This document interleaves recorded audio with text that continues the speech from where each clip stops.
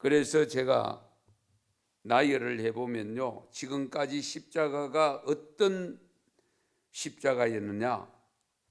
참회로 인한 의인되는 십자가, 나를 뛰어넘는 힘이 되고 세상과 맞서는 것이고, 때로는 내려놓아야 되고 자기를 비워야 되고 절제해야 되고, 때로는 분노를 다스리는 힘이 되기도 하고 열등감을 극복하는 힘이기도 하고, 염려와 불안을 잠재우기도 하고 마음을 넓히는 힘도 가지고 있습니다.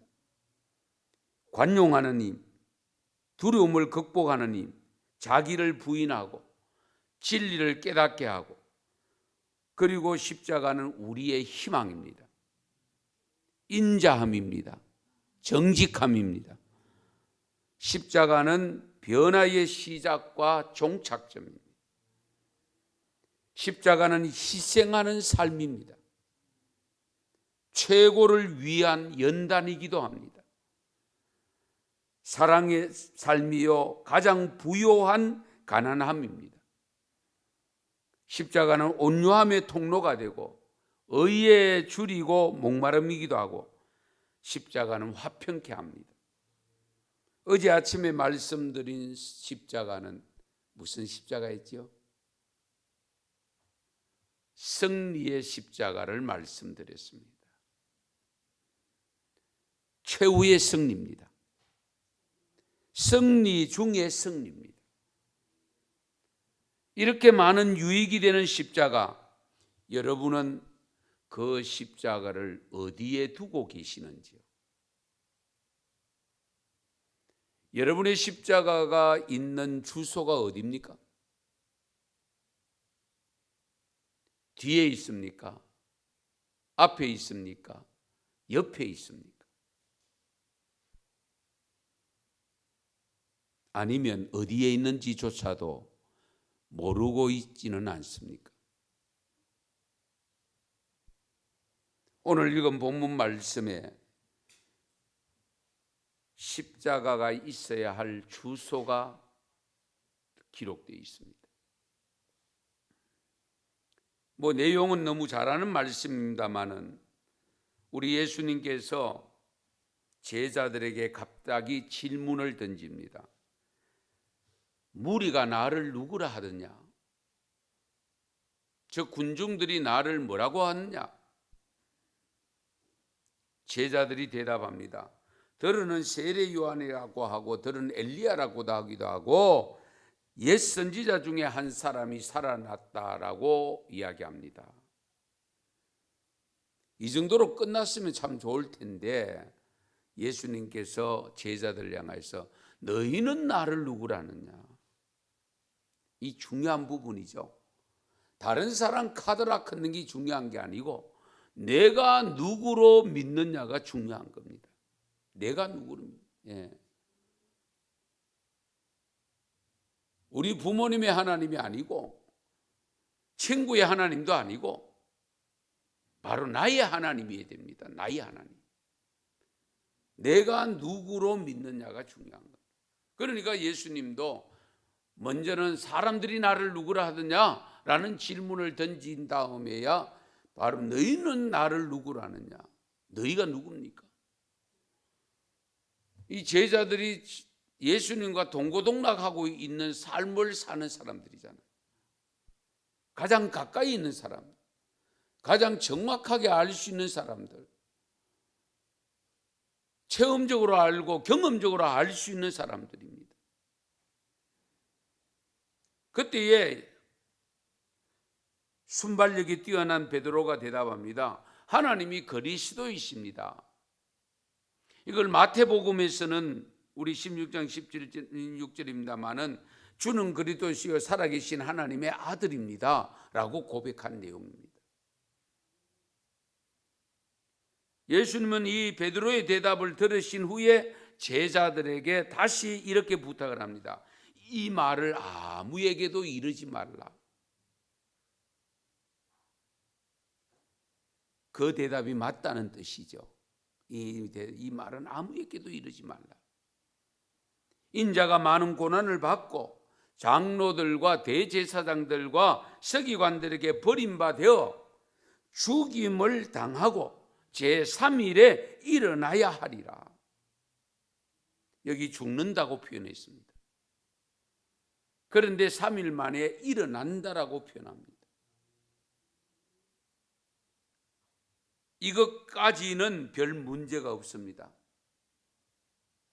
그리고 자연스러운 대화였습니다. 제자들의 보다 분명한 신앙 고백과 예수님 자신이 앞으로 되어질 일에 대해서 보다 명확하게 알려주는 기회가 되었습니다. 그런데 그 다음에 이어지는 말씀 23절이 중요합니다. 아무든지 나를 따라오려거든 자기를 부인하고 자기 십자가를 지고 나를 쫓아라. 십자가의 주소가 어디라고요? 우리가 십자가를 진다라고 할 때에 그 십자가가 어디에 있어야 됩니까? 등에 있어야 됩니다. 어깨에 있어야 됩니다. 십자가의 주소는 안방에 있는 것이 아니고 목걸이로 있는 것이 아니고 십자가는 내 어깨 위에 있어야 됩니다. 내 등 뒤에 있어야 됩니다.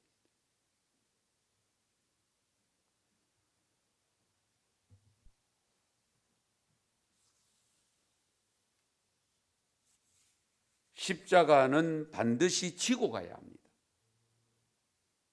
벗어놓고 가는 게 아닙니다. 나에게 주어진 십자가는 내가 지고 가야 합니다. 우리가 지고 간다라고 할 때 그 의미가 뭡니까? 지고 간다. 그것을 간접적으로 설명해 주는 말씀이 오늘 24절입니다. 누구든지 제 목숨을 구원하고자 하면 잃을 것이요 누구든지 나를 위하여 제 목숨을 잃으면 구원하리라. 목숨을 잃는다 하는 것은 죽는다 하는 의미입니다. 그러니까 십자가를 지고 간다는 것은 나의 생명을 내어놓는 것과 맞먹는 무게입니다. 그러니까 전부 벗으려고 하죠. 지지 않으려고 합니다. 그러나 예수님께서는 나를 따라오려거든 지고 쫓아라.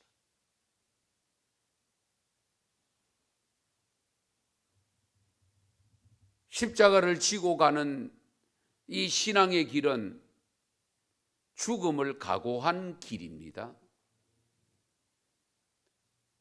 엄벙덩벙 그냥 걸음지고 장에 가는 수준의 모습이 아닙니다, 여러분.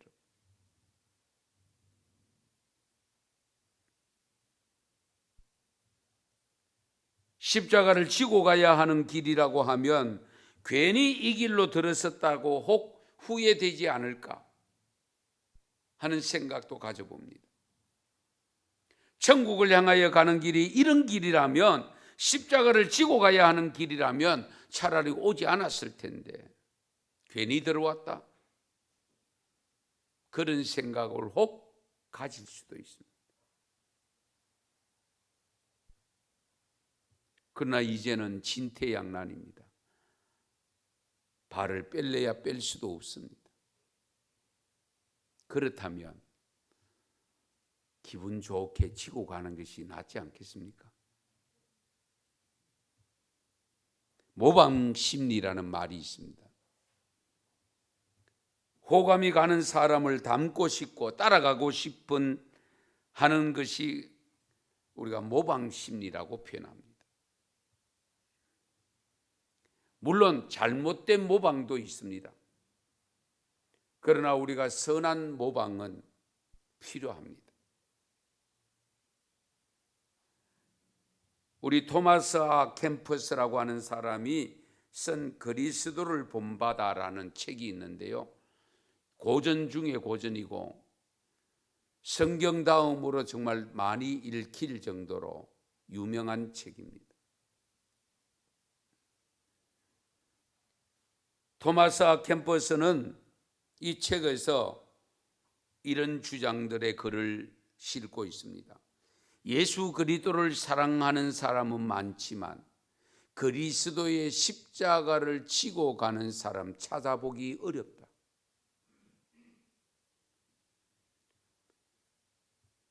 예수님께는 하늘나라를 사랑하는 자는 많으나 십자가를 지는 자는 적다. 그의 위안을 바라는 자는 많았으나 환난을 바라는 자는 적었다. 식탁의 동지는 많았으나 금욕의 동지는 적었다.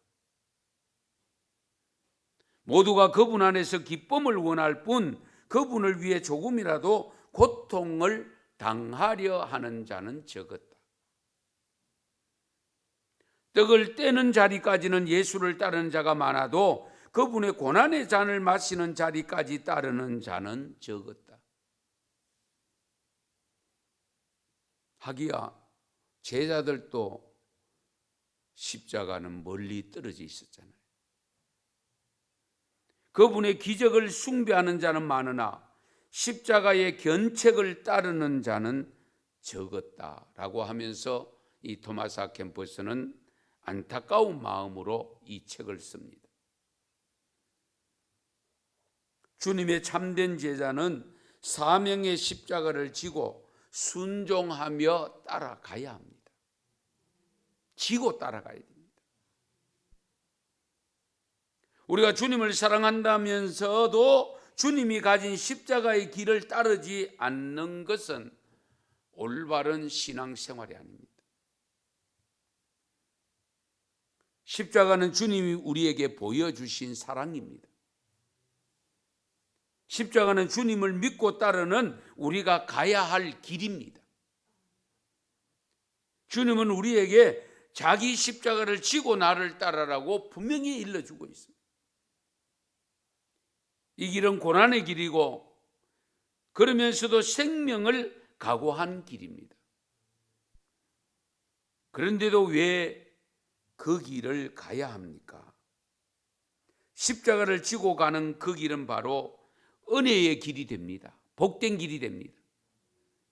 그 길이 곧 생명의 길이고 영생의 길입니다. 그 길을 가지 않고는 영원한 승리, 부활의 승리를 얻을 수가 없습니다.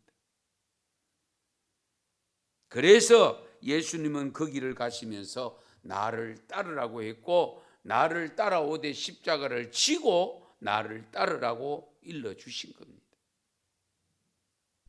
새벽을 깨우는 것도 어쩌면 우리에게는 작은 십자가가 될 수 있습니다. 십자가를 지고 간다고 하면서도 나의 세상적인 욕망 하나 못 박지 못하고 내 성질 하나 못 박지 못하고 살아있는 십자가는 정말입니다. 그것은 십자가를 지고 가는 삶이 아닙니다. 십자가를 지고 간다고 하면서도 나의 알량한 자존심 하나 내려놓지 못하고 기득권 하나 제대로 포기하지 못하고 살아있는 십자가는 정말입니다. 십자가가 지고 가는 십자가가 아닙니다. 재물은 반드시 죽어야 합니다.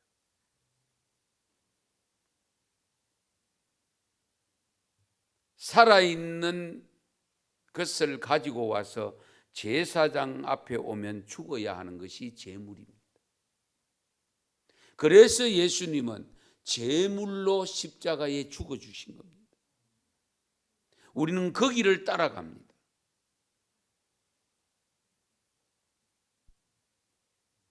우리가 세상을 변화시키는 삶이 되려고 하면 십자가의 제물로서의 삶을 살아야 됩니다.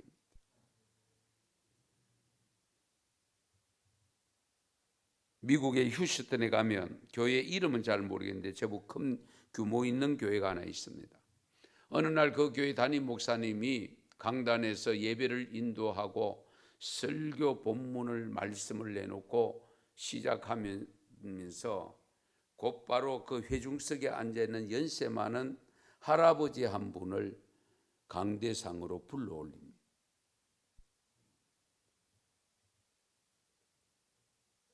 그 불러올려서 할아버지 간증을 듣게 만듭니다. 이 할아버지 간증을 하시는데 한창 젊었을 때에 자기 아이가 초등학교 다니는 시절에 한 번은 그 아들하고 아들의 친구하고 바닷가에 가 보트를 타고 놀러 갔는데 갑자기 돌풍이 불었대요.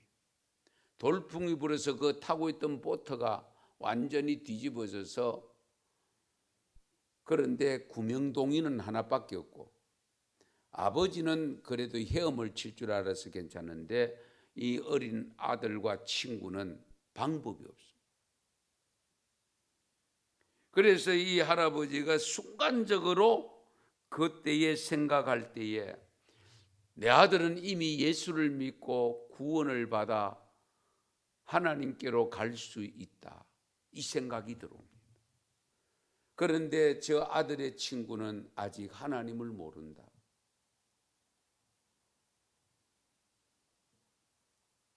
순간적으로 고민하고 있을 때에 결단을 내립니다.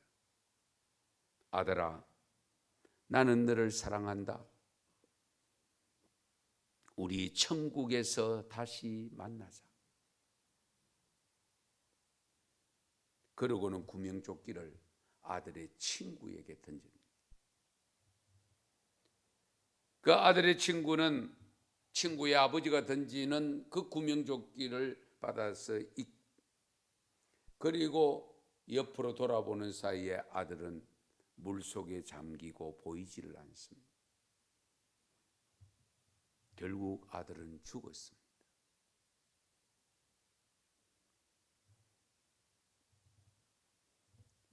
이렇게 간증을 하면서 할아버지가 성도들에게 큰 감동을 주는 한 문장을 이야기합니다. 성도 여러분, 그때 구조받은 아들의 친구가 바로 여러분의 담임 목사님입니다. 그 교회 담임 목사님이 구명조끼로 인해서 아들을 죽고 살려낸 그 친구가 바로 지금 목사가 되어 이 담임 목사가 되어 있다는 거예요.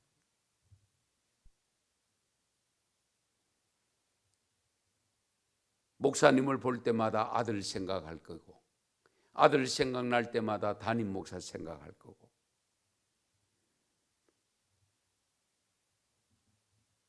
그러니 그 담임 목사님 얼마나 소중하겠습니까? 아들의 생명을 내어놓고 바꾼 생명이잖아요. 십자가를 지고 죽으면 끝이 아니라 다시 시작입니다. 성도 여러분, 여러분의 삶 가운데 혹시 십자가라고 느껴지는 삶이 전개되고 있어서 고민 중에 있는 분 계십니까? 지고 가기에는 너무 무겁게 느껴지는 무게감 있는 십자가가 내 앞에 놓여 있다고 여겨지는 삶을 사는 분 혹 있습니까? 아무리 무겁고 힘든 십자가라도 반드시 지고 가십시오. 거기에 사는 길이 있습니다. 새롭게 되는 역사가 일어납니다. 십자가의 길은 지고 가는 길임을 믿으시고 각자에게 주어진 십자가는 반드시 지고 가셔야 됩니다. 우리 모두 가정의 십자가, 교회의 십자가, 직장의 십자가, 예상치 못한 십자가가 주어지더라도 벗어버리지 말고 묵묵히 지고 가는 주님 닮은 목사가 되고 주님 닮은 성도가 되도록 하십시오. 진정 나는 주님의 제자인가? 아니면 펜에 머물러 있는가? 제자입니까? 펜입니까? 유명한 책이 있잖아요. 오늘날 자칫 신앙생활하는 성도들 가운데는 펜에 머물러 있는 경우가 있을 수 있습니다. 제자의 삶의 길로 가야 합니다.